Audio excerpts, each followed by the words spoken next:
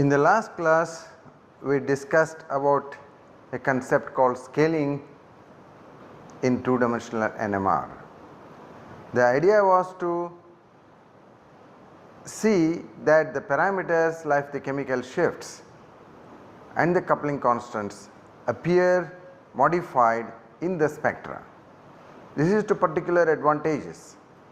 You can make the J's values appear larger, in which case some advantages will be there with respect to the cancellation of the intensities of the positive and negative signals, which will not happen.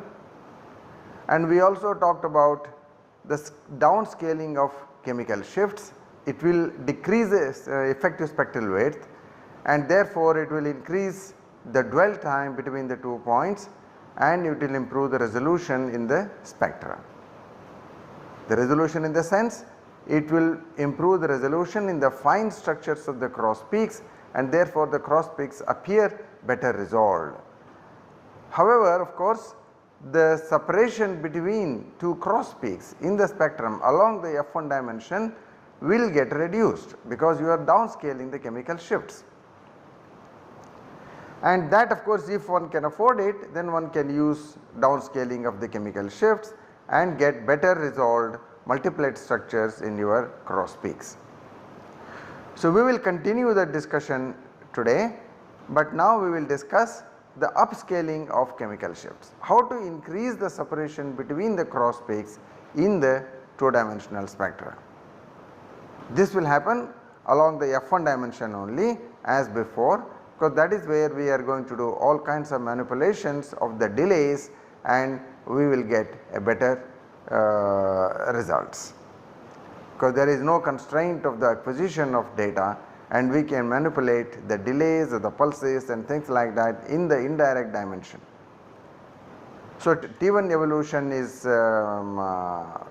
played with, and that will give you the desired results. So, today we are going to discuss the upscaling of chemical shifts. The pulse sequence for this experiment is shown here, and this is called as cos. This is correlation with the shift scaling. So, it is very similar to the previous pulse sequences, except that we play around with the delays, the evolution periods of the different Hamiltonians. Okay. So, here we start with the 90x pulse again, and here we have the T1 evolution period. Now, we have an extended T1 evolution period, here we call it as XT1, and then from this point onwards there is the so called spin echo sequence, tau 180 tau sequence from here to here. Now, we also keep this period from here to here constant, and that period is delta. Okay. So, therefore, you can see as you increase this period here, this tau values will decrease, and therefore, this 180 degree pulse keeps moving along with the T1 increments.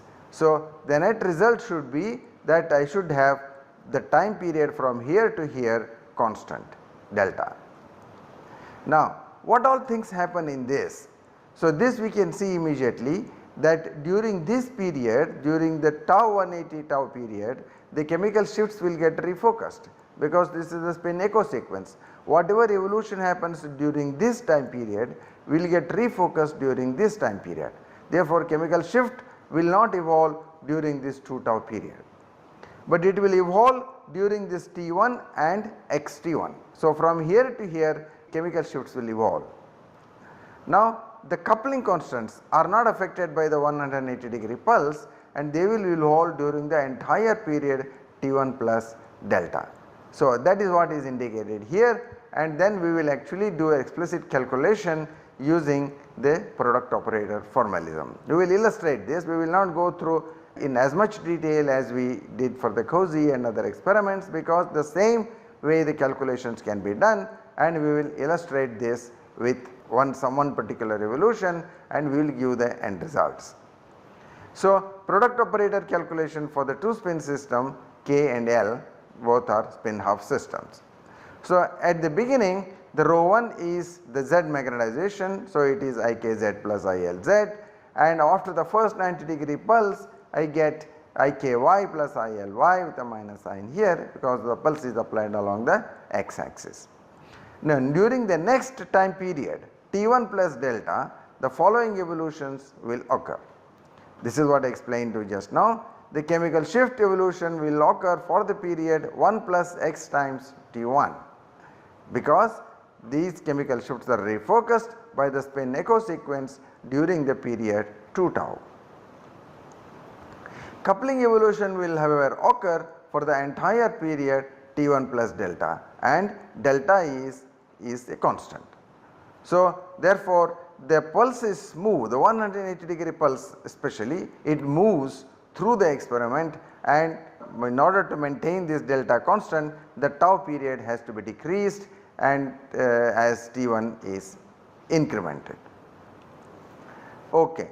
Now we will not go through the full calculations as we did for the COSY because we have already indicated how this calculation has to be done, and one can go through the same procedure and calculate the density operator, remove the non-observable parts and keep only the observable parts of the density operator. Now going through all of this calculation, you arrive at row 4. This is the density operator at the beginning of the detection period, and now here the calculation is done taking both K spin evolution as well as L spin evolution, and only those parts of the density operator are retained which are observable. These ones will evolve in the T2 period to produce observable magnetization, and so that is what is retained here.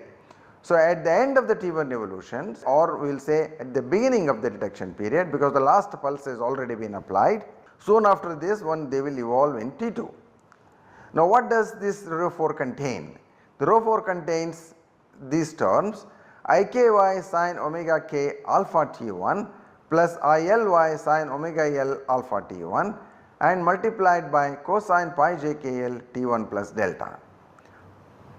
2 terms here and additional 2 terms here plus 2 IKZ ILX sin omega k alpha T1 plus 2 ILZ IKX sin omega L alpha T1 sin pi j k L T1 plus delta.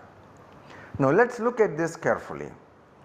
Now this first 2 terms here, they have the J modulation for the period T1 plus delta, and delta is a constant. Therefore T1 dependence will happen with the coupling constants during the period T1. Now with regard to the chemical shifts here, you see this comes from the chemical shift evolution omega k alpha T1 and omega L alpha T1. These come from the chemical shift evolutions of the K spins and the L spins. Now you see this is omega k alpha T1, and what is alpha? Alpha is 1 plus x. Okay. So because the chemical shift evolution has occurred for the period 1 plus x t times T1, call it as alpha T1. So therefore you can see in this pulse sequence, this from here to here is 1 plus x times T1. The chemical shift evolution has happened for this entire period, and that is why it is appearing there as alpha T1, omega k alpha T1. And what comes from ILY, it is giving you ILY sin omega L alpha T1. Okay. And both these are in phase magnetizations. This is the in phase magnetization of the K spin, and this is the in phase magnetization of the L spin. So this comes from the K spin evolution during the T1 period. Therefore I have omega k here and I have IKY here, and this will evolve in T2 period with the frequency of the K spin with omega k, right. Therefore this will be responsible for one diagonal peak, because in the T2 period it will evolve with the K spin frequencies. Now this term ILY sin omega L alpha T1, this came from the evolution of the L spin during the T1 period, during the period T1 plus delta, and therefore this has the frequency here omega L, and now this also is ILY here. ILY evolves in T2 period with the frequency of the L spin, therefore this also produces a diagonal peak. So these 2 terms produce diagonal peaks in the final 2D spectrum. But the chemical shifts are multiplied by the factor alpha. So, and that alpha is 1 plus x. X is the number which you can choose. Whatever value you choose, if x is equal to 1, then it will be multiplied by a factor 2. Chemical shifts will be scaled by a factor 2. If x is 0.5, then it will be scaled by the factor 1.5 and so on. This you can choose depending upon how much you want to increase the separation between the peaks.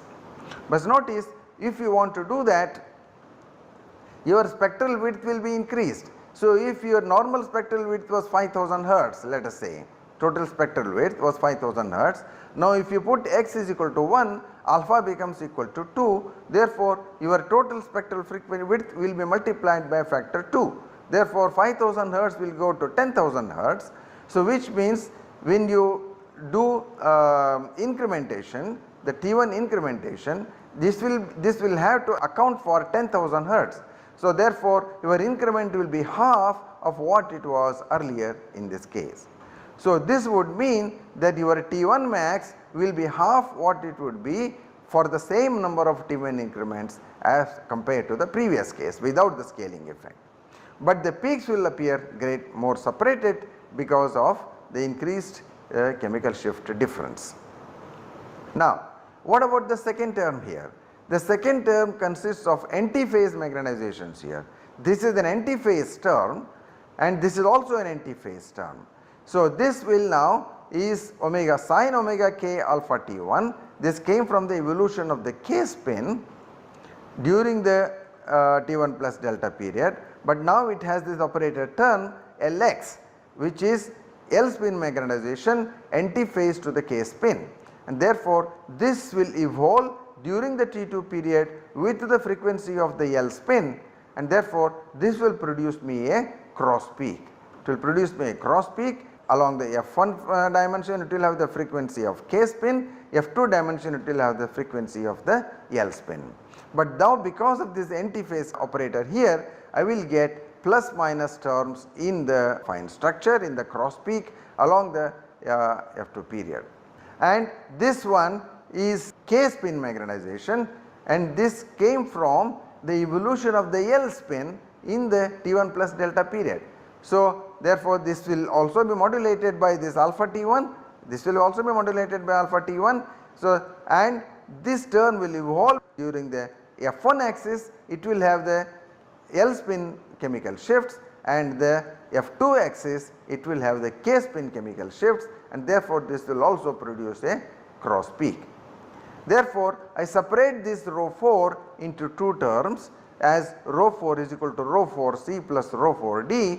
This is responsible for the diagonal peaks in the 2D spectrum, this is responsible for the cross peaks in the 2D spectrum. So, the diagonal peak terms we explicitly write it here, IKY sin omega k alpha T1 plus ILY sin omega L alpha T1 cosine pi j k L T1 plus delta.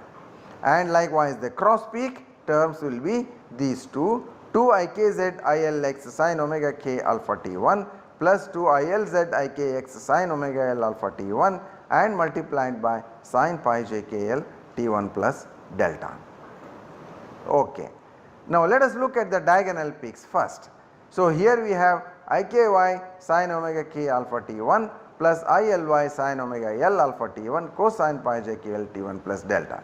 This I have expanded it further, this term especially, the other thing is the same, this term is expanded. So, we have here these two terms, the sine term will be multiplied by this cosine term. So, which will produce some kind of the two peaks, and they will also be modulated by the sine multiplied by the sine term. Okay. Now, each one of these if you multiply this, so you will have one product here, it is the sine cosine, and this will be sine sine. Okay. Now, they will both produce two peaks, right. So, therefore, there will be a superposition of two terms from here and two terms from here. So, the sine sine product will produce you cosine cosine terms which are absorptive line shapes with plus minus, and this will produce me sine cosine, this will produce dispersive line shape with plus plus in phase. Therefore, there will be a superposition of these kind of splittings, plus plus splitting with a dispersive line shape and plus minus splitting with absorptive line shape. Therefore, this introduces, as indicated here, in the F1 dimension some antiphase character will be introduced along the diagonal. This is in the diagonal peaks. Of course, this is the kind of a modulation of the amplitude of these ones. Depending upon the value of delta, you have this contributions of the two components different. Okay. So, depending upon what value of cosine pi j k L delta you have and sin pi j k L delta you have, the contribution of the dispersive line shapes and the absorptive line shapes from these two terms will be different, and that although introduces the mixed phases, it will have some advantages, as you can see here. Similar arguments appear for ILY as well. ILY also will have two terms here, one product of this and other product of this. So, this will produce you dispersive two components, this will produce you absorptive two components, these will be in phase, these will be anti-phase, and therefore, there is a superposition of the peaks of dispersive and absorptive line shapes in the diagonal peak of the L spin as well. And the contributions of the two will depend upon this value delta, what value of delta you can choose, and how much one can choose, that will depend upon of course your T2 relaxations, how much you can afford, because delta, you remember, it is a fixed time period, it will be the same for every T1 increment, okay, and therefore, the signal will decay during that time period and that causes loss of signal. So, depending upon your system, how much loss you can afford, how much decay of the signal afford, you can choose a value of delta, and in relation to JKL, this JKL delta, this product, whatever the value that is, that will determine the contributions of these two terms to the diagonal peak. And you can see here, for a typical experiment in one of the samples which one has recorded, and this you see as a significant improvement in the diagonal peak. The diagonal, many of these diagonal peaks have vanished, and all the peaks which are close to the diagonal are now becoming much more clearer. These peaks are much more clearer compared to what they are present here. So, this is the particular advantage of recording the shift scale spectra. Another example is shown here. Because of the upscaling, then you have cross peak separation is getting increased, and you see here, this is the particular region of the spectrum of the DNA molecule, and therefore, this is a so called 1' 2' to double prime region of the sugar rings in the DNA. And you see here a significant improvement in the separation of the cross peaks in this area.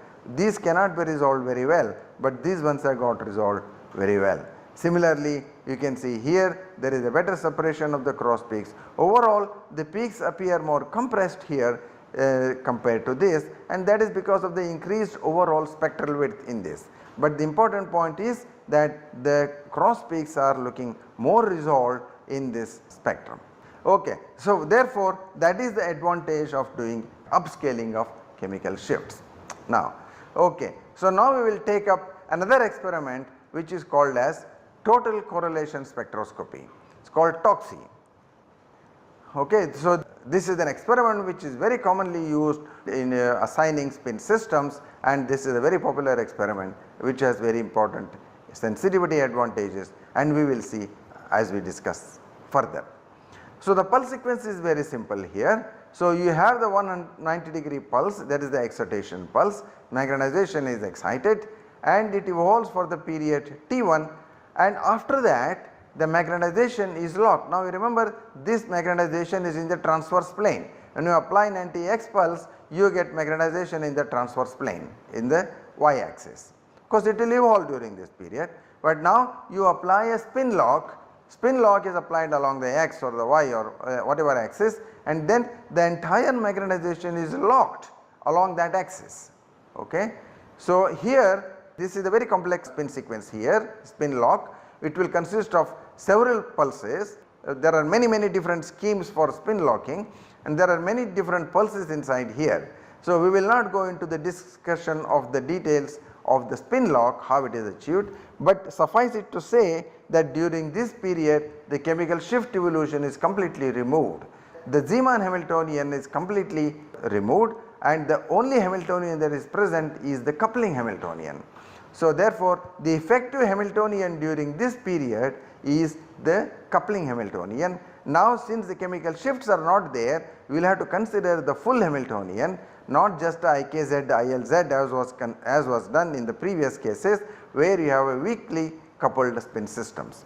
So when you have a weakly coupled spin systems, coupling Hamiltonian will be IKZ, ILZ here, 2 pi j IKZ, ILZ, but when the chemical shifts are removed, the J coupling becomes the only part of the Hamiltonian, and then you will have the full Hamiltonian that has to be considered, and that is the effective Hamiltonian represented here. The effective Hamiltonian is 2 pi j Ik dot IL for the 2 spin system.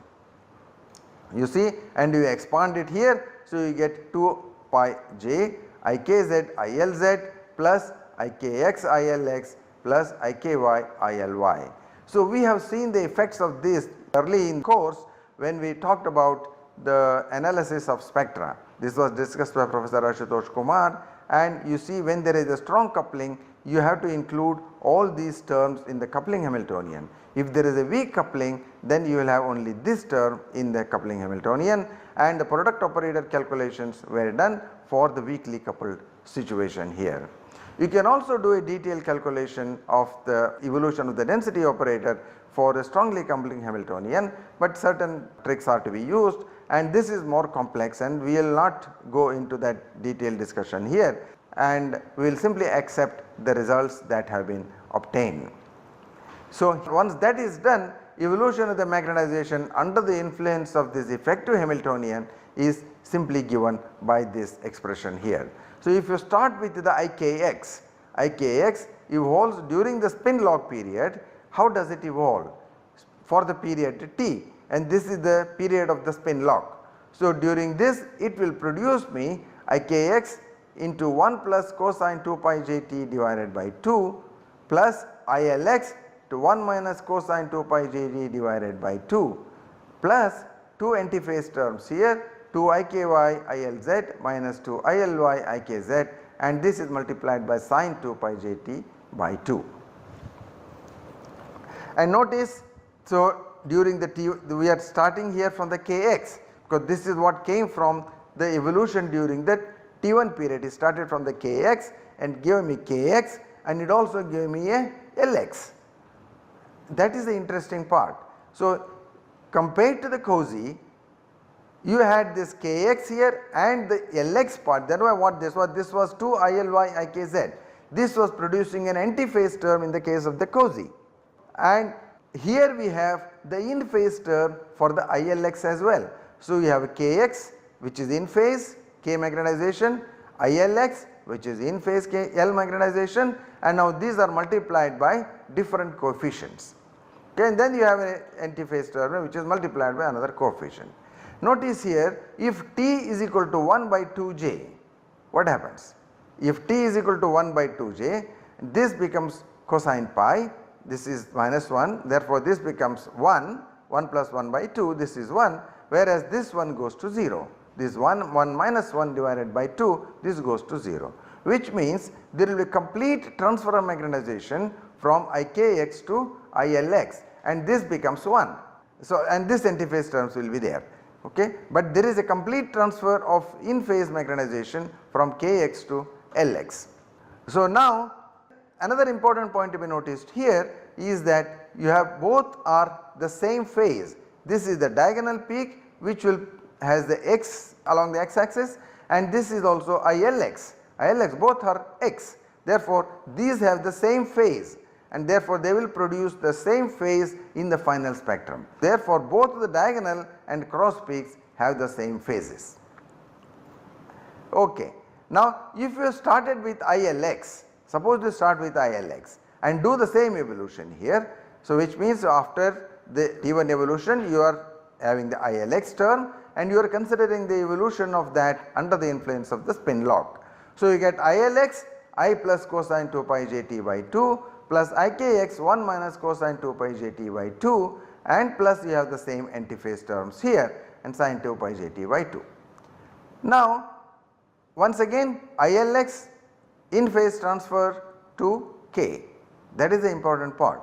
In the case of COSY and double quantum filtered COSYs, we have antiphase terms for both. In the COSY you have the antiphase terms from the cross peaks, in phase for the diagonal peaks, and the double quantum filtered COSY you have antiphase terms in both the diagonal and cross peaks, and here you have in phase components for both the diagonal and cross peaks, and they have the same phases because you have both Lx and Kx for the two cases.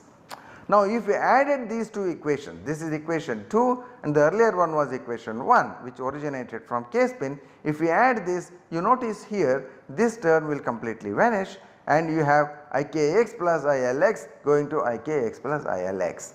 That means the X magnetization is completely conserved. So it is just distributed between the two spins Kx plus Lx and Kx plus Lx here, that after the spin lock it is just the same. So therefore nothing has happened, Kx has gone to Lx and Lx has gone to Kx. Suppose you started with Ky, same thing will happen, Ky will go to Ly and Ly will go to Ky.